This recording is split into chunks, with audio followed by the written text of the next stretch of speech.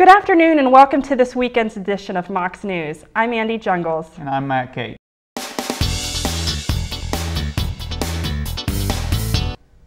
SGA was dealing some green in Tuesday's weekly meeting as they spent most of their time allocating funds to student organizations. SGA spent $7,385 on reimbursements for campus organizations. They now have $57,000 left in this year's budget. Dee Dee Anderson spoke to SGA about the student activities fee and the process of allocating funds to different organizations through this fee. She also announced that a separate student athletics fee was added to every student's account in 2010, making the athletic portion of our student activities fee decrease, therefore allowing the leftover money to be dispersed to campus organizations. SGA will hold a town hall meeting Tuesday, October 16th at 7:30 in the UC Auditorium. Anyone is welcome to attend. This town hall meeting wants to address all of the campus organizations and get their feedback on how SGA is doing or how they can improve communication between each other.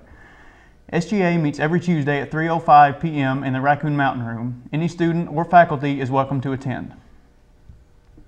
A renowned mountain biker came to speak to UTC Thursday, but this mountaineer isn't your typical mountain biker. He is blind. The optometrist took a look and went, "Man, Bob, you've got some real stuff going on here. I can't help you." And he sent me over to a local ophthalmologist that at the time diagnosed me with a condition called proliferative diabetic retinopathy.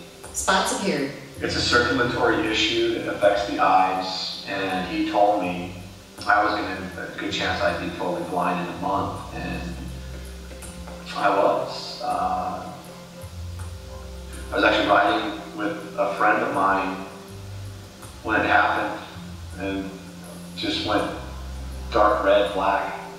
Bobby McMullen was born and raised in North California. He earned a degree in political science from Weber State University in Utah. In 1993, McMullen returned to California to attend law school. He lost his eyesight as a result of complications related to diabetes during his first year in law school. It was a sudden loss that resulted in McMullen going totally blind within a month of the diagnosis. Throughout many more hardships that led to other health failures, McMullen still finds a love in mountain bike racing. Well, is what I love to do most, and that's ride my bike. And it's just what I choose to do in terms of what we all have passions, right? The bike happens to be mine. I just encourage everybody to have their own passion, whatever that may be. McMullen works with a ride guide who rides ahead of him and calls out obstacles. He has raced in at least 25 downhill cross-country and 8 and 12-hour mountain bike events each year since 2008. McMullen was visiting UTC to share a video made about his life titled The Way Bobby Sees It. Too rough on him, so what does he do? He decides he's going to be a competitive mountain bike rider, as if dirt is any softer than snow. But that was an interesting thing that he commented today.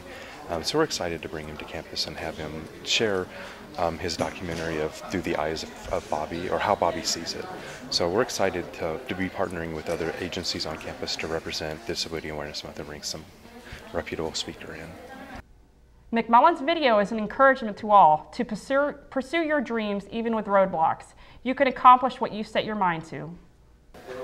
Just overcoming obstacles, I guess. Like life threw him a curveball, but he rolled with it, I guess. To find out more information on Bobby McMullen or to watch the first 2.5 minutes of his movie, you can visit www.rideblindracing.com. We have all the information about a NASA Education Science, Technology, Engineering, and Mathematics workshop, and the results from a head-to-head sorority basketball game. More to come, so stay tuned. We will now go to Donnie Swift, who has your weekend weather update. Good afternoon, UTC Mocs. I'm Donnie Swift here with your weather wrap-up for this week. This week, we saw temperatures on the cool side. We're talking about highs were in the mid to upper 60s, with lows being in the upper 30s. So a lot of people were out there saying, whoa, what's going on? Seems like wintertime temperatures. But we have a warm-up coming up this weekend. For today, we're looking at a high of 75 degrees under mostly cloudy skies with a low of 52 degrees. Then for your weekend forecast, as you can see, we're looking at temperatures warming up just a little bit. We're talking about a high of 79 degrees for your Saturday with partly cloudy skies in the area with a low of 52 degrees. And then for your Sunday, we see temperatures not going anywhere as we're expecting a high of 79 degrees as well with lows in the 50s. But then for your Monday, we're talking about sunshine returns as we're looking at a high of 75 degrees and a low of only 50 degrees. All right, Mocs, that does it for your weather wrap-up for this week. Just remember, the temperatures are getting on the cool side because it is fall, and we need a jacket in hand every time that you go out, especially if you have nighttime plans. All right, thank you, Mocs, and also remember, hop aboard that train and be a Moc. Thank you, Donnie. Hello, I'm Bria Craig. And I'm Brian Bass. A group of UTC student teachers recently attended the NASA Education, Science, Technology, Engineering, and Mathematics workshop. The workshop allowed the students to engage in a hands-on activity designed to observe the progress of an eclipse. This was the one way students learned to successfully teach elementary and middle school students. Dr. Deborah A. McAllister, UC Foundation Professor, worked with NASA to bring the workshop to UTC.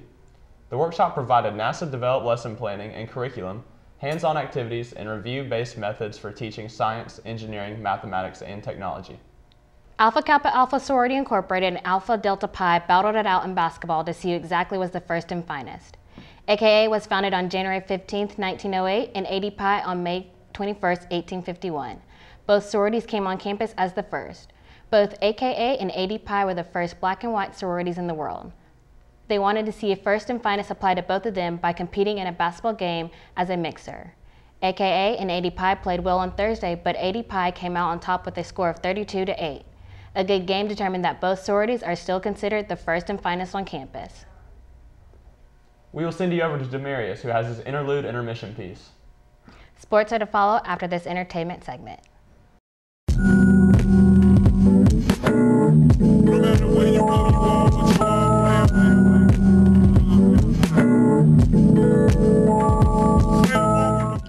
This week on Interlude Intermission, I talk about the popular microblogging site Twitter and its true impact on social media as well as the whole world.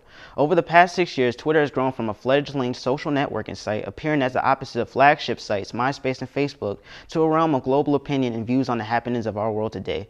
Entitled Communicate Part 2, I present my thoughts on Twitter, so be sure to tune in on YouTube and even tweet about it. Hello and welcome to your Mocs Sports Minute. I'm Brian Bass. And I'm Matt Cates. Let's start at the tennis courts this week because our men's and women's team hit the road for some important fall tune-ups. The women will compete in the Ducksworth Classic at Clemson, South Carolina, while the men will play in the Tennessee Fall Invitational in Knoxville. The softball and ladies soccer teams will head to the coast as they both face the College of Charleston and the Citadel this weekend. The football team battles Furman Saturday at 1:30 p.m. as they try to stay in the hunt for a conference title. Finally, it's getting cool outside, and that means basketball season is just around the corner as the guys and girls team begin practicing this Friday. Both teams will host a blue and gold game on October 30th, so come out to McKenzie Arena to support our hoops teams as they begin a new year. That's going to do it from the Mocs Sports world. Remember to log on to GoMocs.com for all the scores and highlights, and we will see you next week. That does it for this weekend's Mocs News. Thank you for joining us. Be sure to check out our videos uploaded throughout the week to YouTube. We now air on the Housing Channel 98 and Cable Channel 3, so tune in. Until next time, have a great weekend from all of us here at the Mocs News.